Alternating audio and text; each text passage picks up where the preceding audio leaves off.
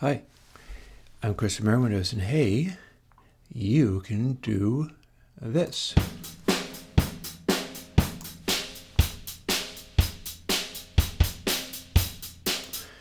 Because this is Airwindows SmoothEQ2.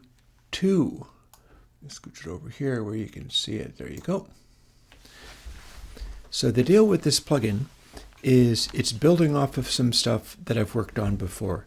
You might have seen plugins of mine like Pointy Guitar or things along those lines where I was doing strange forms of filtering and then using a particular topology to put them back together again for a very high quality output.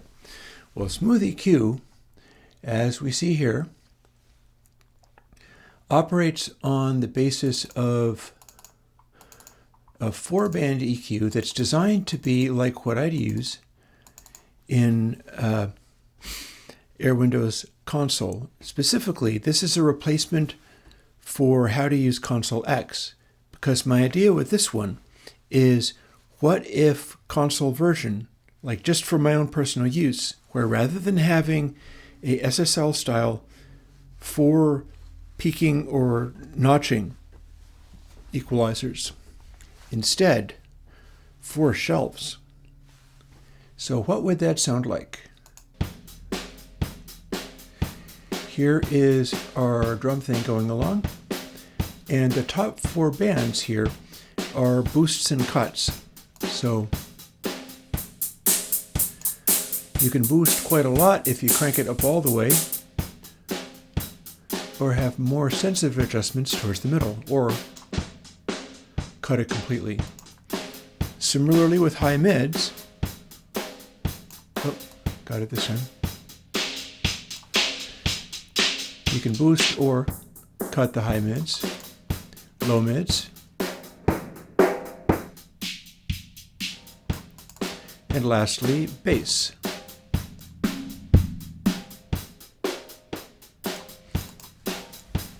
So what's different about this? Seems like just an ordinary sort of EQ. Well, to show you that, I'm going to bounce over to a noise source. It's a little bit loud, but I don't mind that. Here's what the shelf can look like when we will take all the sound out. So it's a little bit easier to talk over that. Now we've got these other 4 controls: high frequency, high mid frequency, low mid frequency, and bass frequency. Watch what happens when I do this. We're moving the shelf, but also we're tilting the shelf. And this happens independently of all the other shelves. So for instance, if I cut that and bring in highs, the way we've got it set here is giving us a cutoff that's fairly sharp. It's producing a little sort of peak here. If you put high mid back, we've also got a fairly steep angle. Likewise for that, and then back to normal. But the steepness of this is, firstly, it is made pretty much as steep as it can go. But then secondly, the steepness of the angle moves around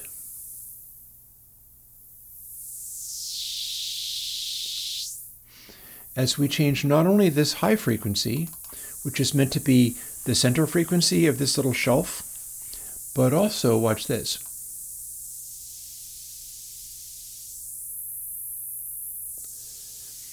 It's affected by the high mid frequency, even though it is not the high mid frequency. And that's because when I'm moving high mid frequency around, I'm moving it away from that treble band. One thing to point out, all of this is set up with a EQ topology that mixes everything to perfect, utterly untouched, sort of bit identical math. So if you don't have crazy boosts and cuts happening, it's as clear as any EQ could be, because it's being done with simple crossovers of various Q factors and then the sound is made by repeatedly subtracting stuff. You add it back together again, and you get ultimate fidelity if everything is flat.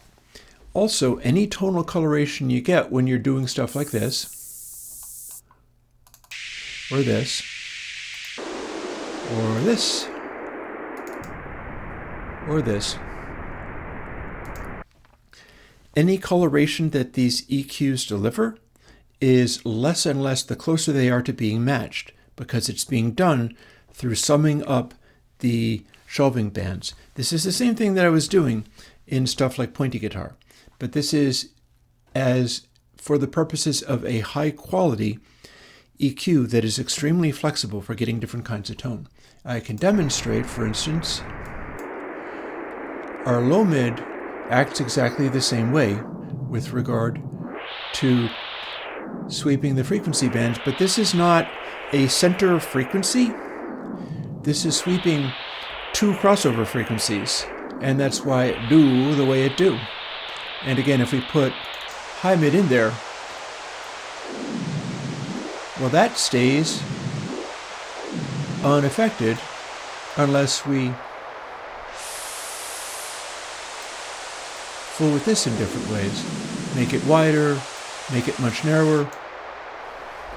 The thing that this does is if you've got two adjacent channels as far apart from each other as you can, let's bring some of these extremes back in, and you move them relative to each other, and you see high mid frequency as low as possible, low mid frequency is set as high as possible. If we move these, the center point where it's being altered is the steepest change you can get. It's a very steep little change in there. Same applies for boosting the high mids or cutting them. Now, the way it operates is perhaps a little unusual because, as you can see, it's like it's doing a hyper steep notch filter without actually being assigned to one. And then if we start moving these controls around, it all changes. And again, that is a notch at 3K that's down to like -84 dB. But changing the frequency will change how it moves. And in fact, if we spread the frequencies, we have a very shallow crossover frequency. So it's all about where you want your controls to be. And again, the engine of making EQs work this way is what I'm shooting for here. I'm trying to make it so that I can build future console versions, such as one for me where it still has the Airwindows fader stuff that I normally do, but then is stripped down somewhat. So you've just got like discontinuity, possibly with my tape hack stuff added in there for overdrive. And then pan, maybe a low pass or high pass, maybe make those bypass if they're not in use. And here's what we can do with it on actual drums. As you can see, if we move stuff around with all of these things set pretty normally, as in straight down the middle, this is the same as bypassing. All of the bands add up to perfect mathematically, no coloration, nothing like that. But then if we start boosting or cutting,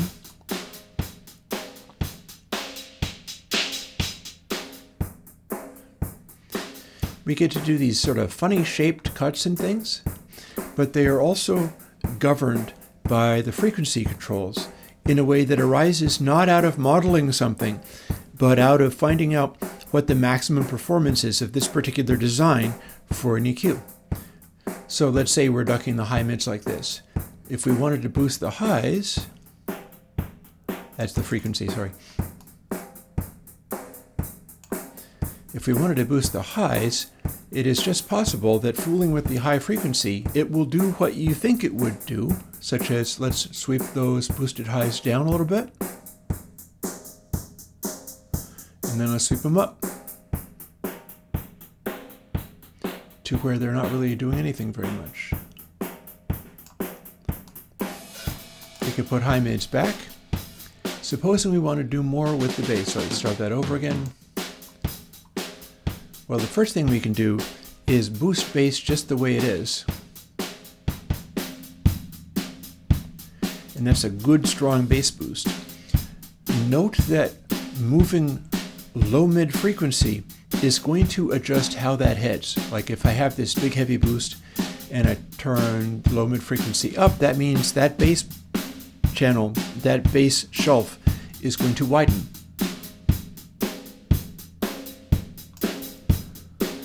Or I can pull low mid frequency down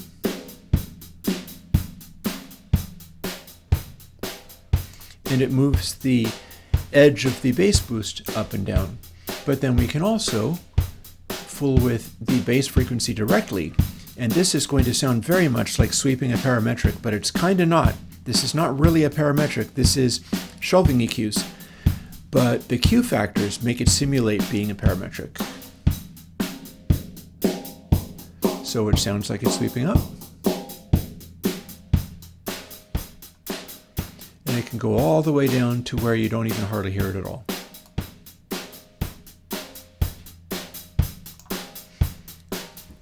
And by the same token, maybe we want to boost or cut the low mids so we can hear what they're doing by boosting them, which is all well and good, but usually this is the stuff we cut. You could do that a number of different ways, like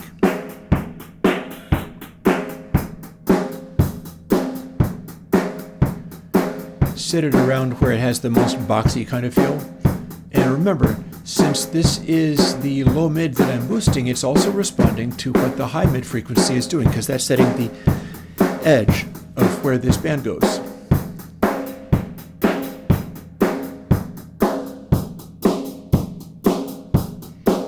So if we set the high mids down like that, and then start cutting that low mid area,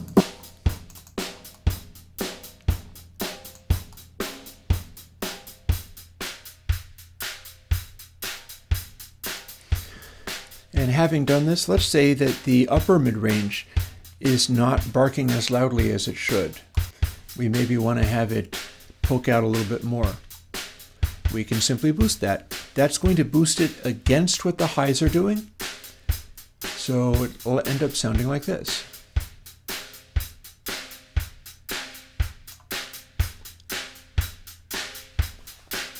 At this point, if these are the same setting, which they're very nearly the same, the high frequency cutoff isn't going to do anything. It is kind of doing something, but because high versus high mid, actually no, I stand corrected. See, we've got this boost here.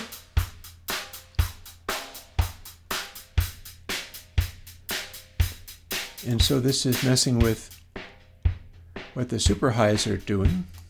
And our high mid frequency is so low. So what's happening here is we can do this boost, right? But what I'm looking at is high frequency is turned up as high as it'll go, and high mid frequency is turned down as low as it'll go.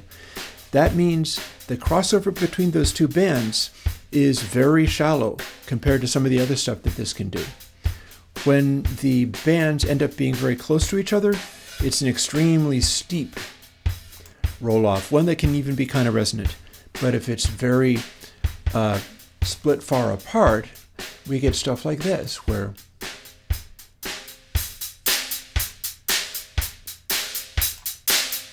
it feels like a broad, smooth boost, rather than anything that sounds resonant or synthy.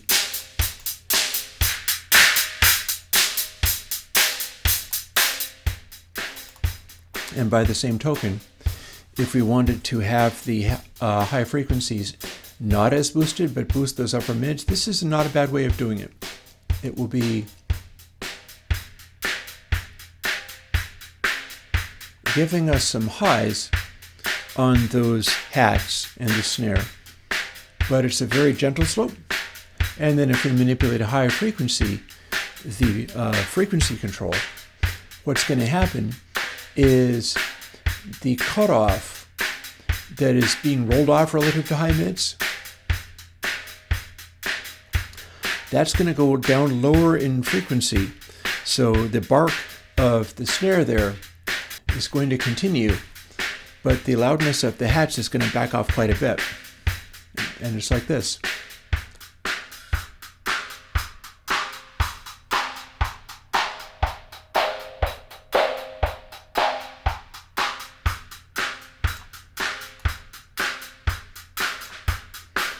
And again, if everything is flat in these top four controls, no matter what the frequencies are set at, it will add up to bypass, like here. There's bypass, and this is how aggressive we can get with it. But then if we quickly neutralize everything,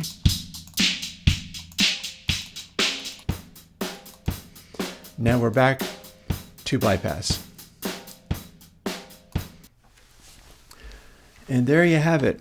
I'm going to cut it a little bit short this time because I recorded a whole other video and the computer failed to capture what was going to the screen capture section. Although I may have just fixed that by doctoring what the sound settings were at or whatever. Hopefully it worked. If not, I have to go and do this all again. But that is SmoothEQ2. And my hope is I'm going to be able to use this technology for good, or at least for something that I can use, because I have hopes of doing a console version that's based entirely off of my Airwindows for running the faders, but then also this for just having all the tone shaping stuff live within this simple 4-band EQ that I can do with my joysticks, because my control surface has those joysticks in it and I enjoy using them that way. That's really the idea here. And it'll act a little bit like it's parametrics that can be swept up and down, but it's really not. It's just a bunch of individual tilting shelves, and they're voiced differently in different ways. And I feel like this might be a real good way of getting tones quickly and usefully in such a way where the way that the controls are oriented, like over here, the way that these controls are oriented is the filters are hopefully useful center positions for the shelves. But then these other controls here, the ones that, can you please be a larger, there we go. These other controls here, it's set up so that if you crank it all the way up or cut it all the way back, you get a very extreme or complete band booster cut. The cut will go down to 0, so you can remove any of these, and the behavior is very much dependent upon what the frequency controls are doing, which none of it is particularly normal, and none of it's going to act like a neat little belt that moves smoothly around. But at centered controls, it's like the sensitivity drops back more and more as you approach the center. So if you were using joysticks or whatever, all of your subtle controls would be roughly in the middle, and you'd have to push fairly hard, increasingly hard, to get the extreme behaviors that it's able to do. And there you have it. Hopefully this time the recording worked. It's been a little chaotic. One of the things that's happened during the time that I've been away is my car, which has been costing more and more to keep on the road, has finally hit a point where I don't feel comfortable driving it any longer. And so I'm trading it in on another one. And I'm very excited about the other one and have only you folks to thank for even being in a position to do that, because as Patreon slowly grew, it grew up to a point where I look like a normal working person to like car loan people and whatever. And so I'm moving on to that.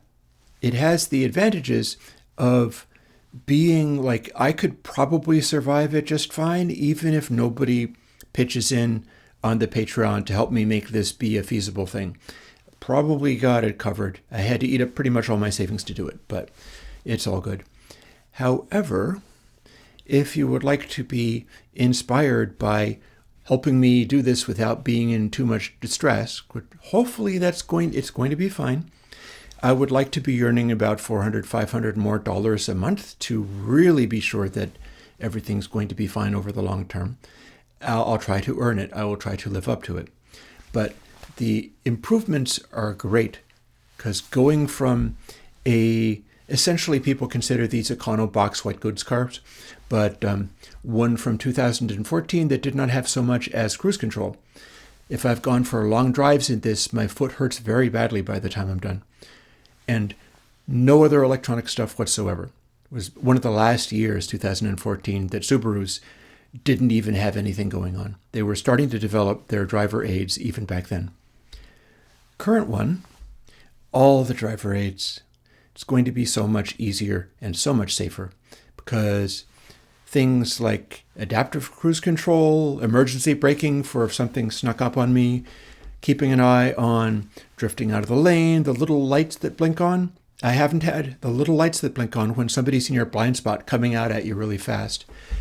And if anybody likes the work that I do and are aware of the bus factor of all the stops if I get hit by a bus, well, I can protect the bus factor a little bit by hopefully being able to take another car with some more modern features for another 10 years. And hopefully that'll cover me for a good long while.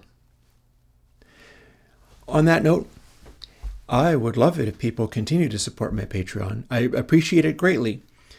I do know that I'm not suffering a lot of drop-off in there, although if you are in trouble, you should drop off. I will make do. But I should also come up with things to do to justify people being on the Patreon, and I've got a couple of ideas.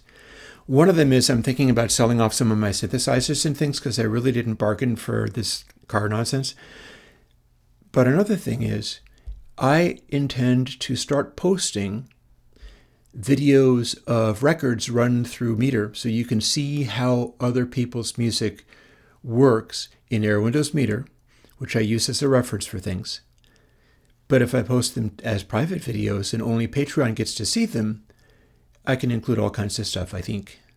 I think I can include things like Beatles or whatever. I can include Jimi Hendrix, stuff that I really am interested in. You would not believe what some of these things look like in Meter. It is really informative, but it's going to have to be private. So I think from this point onwards, there will be more of those record music posts, the vinyl music captures, running through Meter. If I can come up with the gumption for it, it can have like a running commentary as my little captions. But only Patreon people will get to see it because it won't be exposed to the full YouTube. And on that note, I'll talk to you later. Bye-bye.